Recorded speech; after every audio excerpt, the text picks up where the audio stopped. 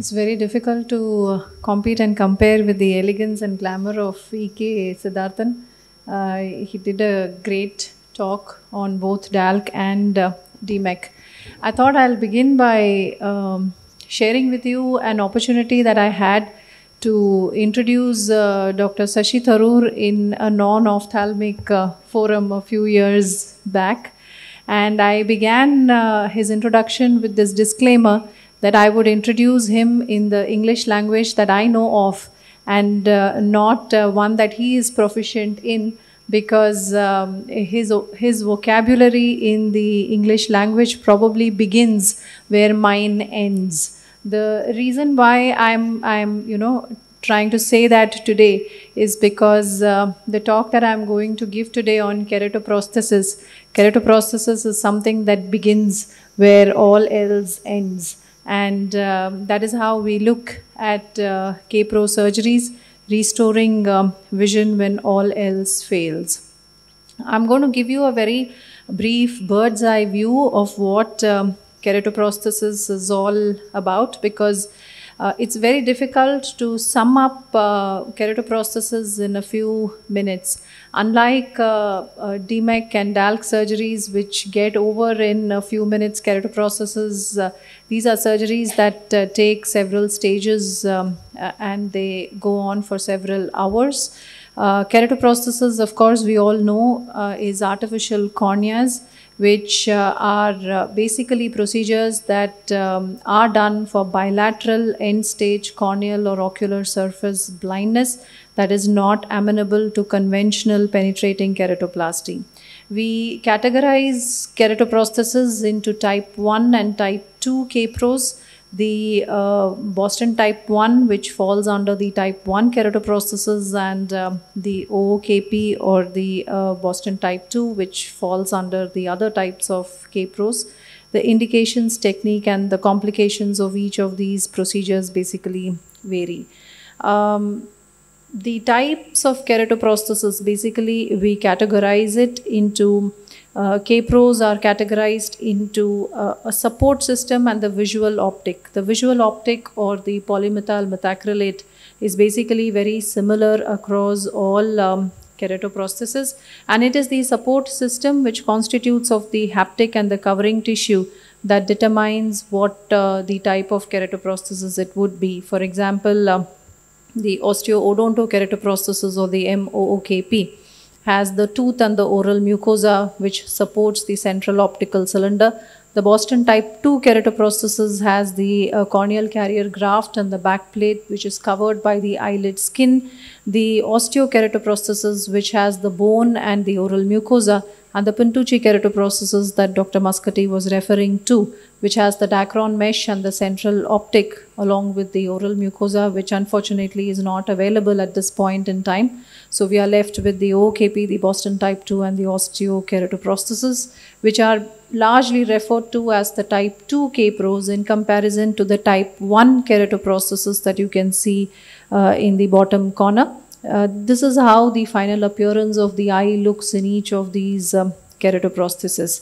And when you talk about the type 1 keratoprosthesis, which is probably the most commonly performed keratoprosthesis across the globe, we have what we refer to as prognostic hierarchies, which basically translates to what are those indications where a type 1 keratoprosthesis works best: in multiple failed grafts, in viral keratitis, in aniridia, in limbal stem cell deficiency, and in silicone oil filled eyes. This is a patient post-RD with an oil filled eye who continues to maintain a vision of 20, 80, 15 years after the Boston type 1 keratoprosthesis.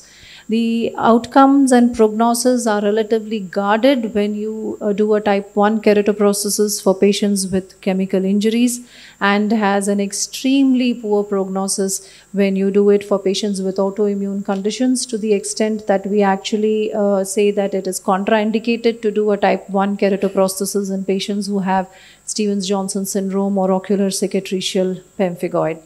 We have the lesser economic variants and our own indigenous version of the type 1 keratoprosthesis, which are referred to as the Lucia keratoprosthesis, and of course the Oro keratoprosthesis, which have as good an outcome as the Boston type 1 keratoprosthesis, except that they are much less expensive for the patient per se. We do have a lot of issues of the type 1 keratoprosthesis, especially in dry eyes, in patients who have an underlying immunological condition in the form of a high risk of melt, extrusion, infection, and endophthalmitis, which is why we are very specific that type 1 keratoprosthesis is not indicated in severely dry eyes and in patients with immune conditions, which is where comes in the options for patients with dry eyes.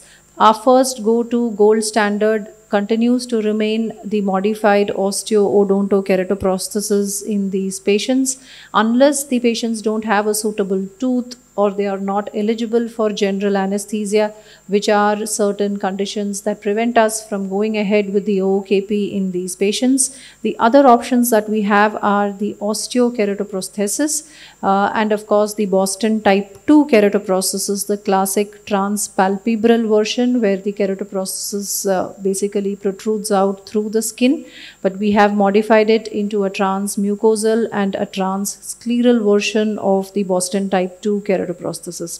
The modified osteo-odontokeratoprosthesis is performed in 2 to 3 stages, similar to what has been classically described in the Rome-Vienna protocol, where the first stage prepares the eye to receive the tooth. The second stage is the stage where we actually harvest the tooth, the canine tooth, which is harvested and shaped into a lamina, which is placed in the subcutaneous pouch, similar to the Pintucci keratoprosthesis, for it to develop its vascular supply. And we harvest the oral mucosa and place it and drape it on the ocular surface. The final stage involves placing of the tooth into the eye, which ends the multi-staged procedure, after which the patient regains back vision after multiple stages performed over 6 months. The Boston type 2 keratoprosthesis is a single staged procedure which can be performed under local anesthesia also. And but it is something that is decided upon based on whether the patient is eligible for the osteo-odontokeratoprosthesis or not. Procedure wise, it is very similar to the type 1 keratoprosthesis, where the suturing is very similar to a penetrating keratoplasty, but it's always combined with an Ahmed glaucoma valve. And the most important part of the Boston type 2 is the meticulous lid closure and the lid suturing in these eyes. Complications, we believe, are basically the norm in keratoprosthesis patients rather than an exception, and they are broadly categorized into ocular and capro related. You can have patients coming back to you with vitritis, with retinal detachment, with glaucoma, which is the most common comorbidity with chemical injuries. You can have problems with the covering tissue such as the mucosa or the skin in these patients, and therefore we specifically look for complications at each follow-up visit, which could be in the form of a perioptic melt, which is what we consider one of the most common complication following any keratoprosthesis surgery. May it be a resorption of the tooth, may it be a melt of the cornea. This is one of the most vision-threatening complications following a keratoprosthesis surgery.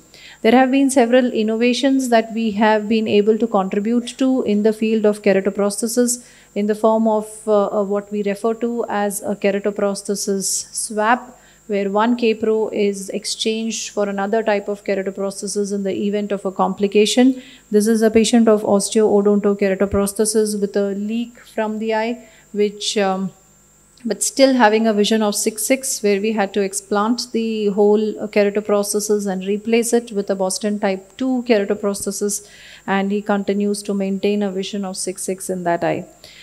We have tried to do what is called as a regeneration of the bone in situ with the use of what we refer to as the bone morphogenic protein, which helps the tooth grow in situ if it is showing evidence of resorption.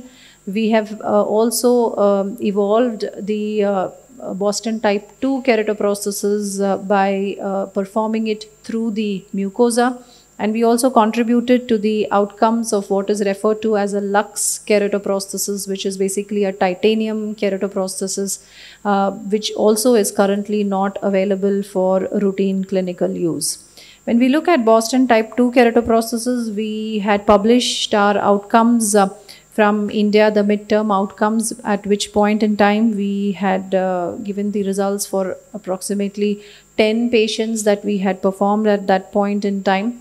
Today at Code Eye Care, we continue to follow up the patients who have had type 2 keratoprosthesis, and our experience with the addition of another 20 Boston type 2 keratoprosthesis in the last 1 year stands at close to 90 of these type 2 K-pros, which I'm given to understand is probably the longest experience in the globe today as far as the Boston type 2 is concerned. The modified osteoodontokeratoprosthesis also, we did perform an analytical review of the 958 cases that have been performed between 1966 to 2018, of which we have had the privilege of performing almost close to 131 of these OKPs over a period of the last couple of decades. So these are procedures that require a lot of involvement and commitment. And whenever we talk about keratoprosthesis and the planning chart, I like to refer to the plan chart as having 4 P's in it. Can we actually prevent or delay the need for keratoprosthesis in these patients? Is there something that could be preemptive? That is there any last possible option before you take up the patient for keratoprosthesis? Proactive, of course, is when you actually do the K-Pro, and palliative is when you've probably lost the battle and there is nothing else that you can offer to these patients for visual rehabilitation. I will be talking about the preventive aspects of SJS in the next talk that I have. But I did want to allude your attention to the code score for chemical injuries, which is something which helps us manage these patients of acute chemical injuries in a very systematic fashion.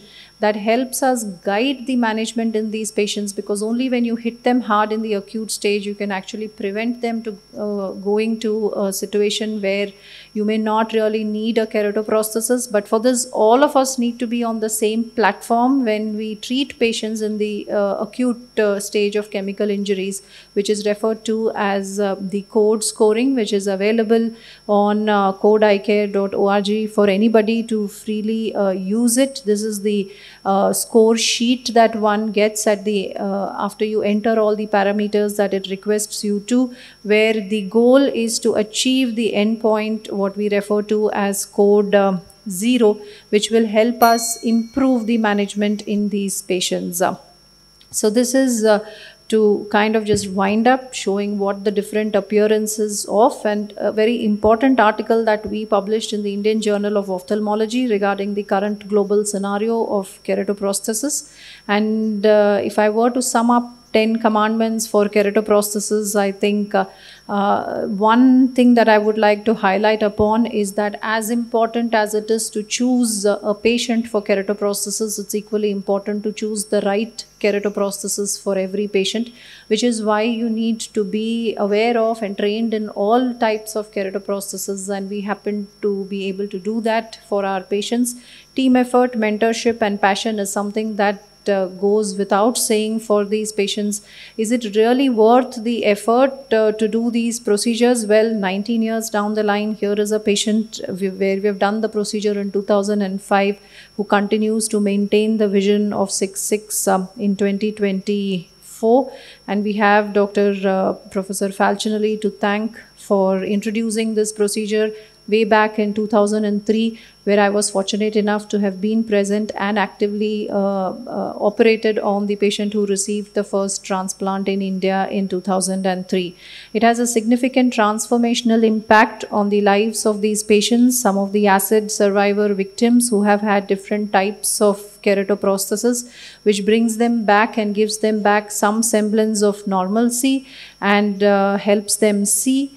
We do have something called as code welfare at Code Eye Care, where we do these surgeries even for a subsidized cost or even free of cost for these patients.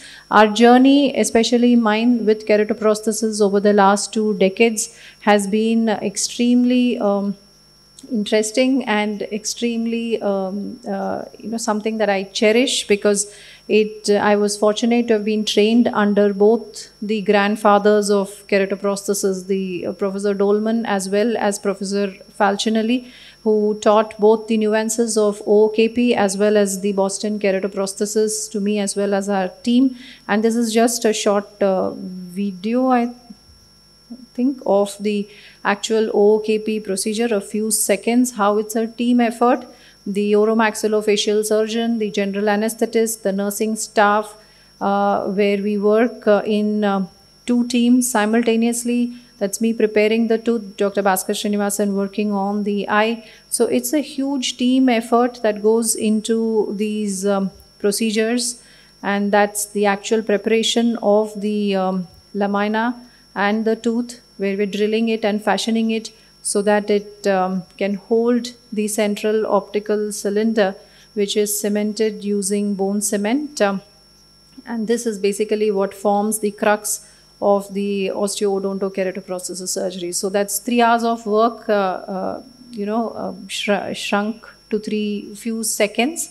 And we continue to do this. CORD stands for cornea, ocular surface and dry eye, where these patients with ocular surface disorders receive tailor-made treatment. Thank you. Thank you, Geeta. I think one of the excellent presentations you will hear, because she's an international speaker in this, and she's an authority in K-Pro now. And whatever it's as she shares, because even I do K-Pros, but I don't do OOKPs. It's a very simple Boston K-Pro, just like how you do a keratoplasty, but that's not easy, and it takes a very long time for the patients to recover also, and you have to keep following them up, because there is a lot of things which come up, melt, dryness and all these things, and you have to have an emotional attachment to the patient also in these type of procedures. And any doubts, anything, I think she'll be ready to answer to you.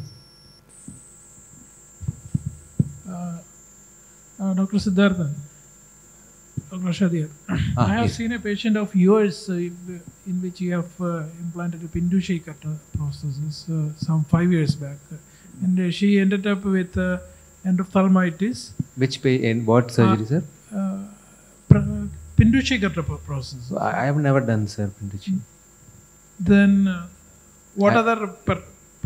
Regular Boston K-Pro and Oro K-Pro. Okay, I forgot the type of the processes, but this patient ended up with endophthalmitis, and we injected intravitreal antibiotics. Finally, we could save the infection, but the patient developed a retinal detachment, and it was very difficult to operate, but lost the vision. How often do you find infection with such patients, Doctor? Sir, we have to, I think... and how to manage. It's really difficult to inject them. Yes, sir. Yes, sir. To manage the retina also. Very high. Can you hear me? So very high index of suspicion in these patients. Every case of vitritis is considered as an infective vitritis, except in the OOKP, where we can take the liberty of considering it as a sterile vitritis and treat the patient with oral antibiotics and steroids. Anatomy is distorted in these patients, not so much in the Boston type 1, but in all the other types of keratoprosthesis. The infection rate has been somewhere close to 9 to 10%. I think that's the global infection rate with keratoprosthesis. But we have seen a significant decrease in the infection rate, especially with the Boston type 1, after we have started the antifungal prophylaxis in these patients, which is done routinely, because India being a primarily tropical region, fungal infection was what was most common in these patients, but you do see bacterial infections also. Immediate sampling and treating, targeted treatment for these patients, your threshold for doing a vitrectomy Even keratoprosthesis removal with a therapeutic penetrating keratoplasty followed by a re-keratoprosthesis in these patients is usually the way to go. And subsequently, I mean, there have been patients who have had endophthalmitis and we have been able to control the infection and then again done another keratoprosthesis in the same eye. If there is retinal detachment, then we do settle that with oil. A lot of our patients, in fact, we have the largest series of patients with keratoprosthesis in silicone oil filled eyes with relatively good outcomes and prognosis. So very high index of suspicion, medical management and surgical intervention. Yeah, even with the Pintucci keratoprosthesis when I was doing, we had roughly about 10% incidence of retinal detachment. One was operated in Bombay, but then usually the money runs out, so the remaining were operated in Shankar Nethralaya. And that is how I got my name in the Retina Journal. Dr. Pokharaj Rishi, who presented it, I think 9 cases of successfully operated retinal detachment following Pintucci keratoprosthesis. So it is common, as Dr. Geeta says, it's a lifelong attachment with the patient.